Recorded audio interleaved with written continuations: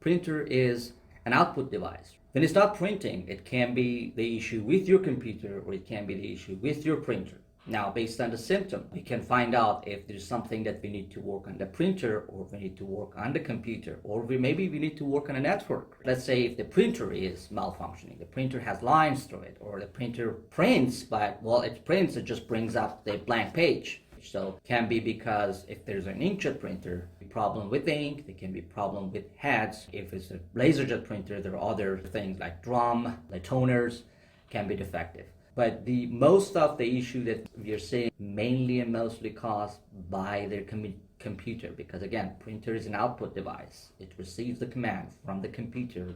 Now, if the printer does not receive that command properly, it cannot print. So now the IP address of the printer might have been changed because you change your network, you change your network equipment, or maybe your computer is being connected to an unknown network that has not been introduced to the printer, or maybe an improper driver is been installed on your computer, or maybe you have multiple drivers. A lot of people do not uninstall the previous driver. Computer gets confused which one is the default printer. So these are the main factors or the main reason one printer cannot work.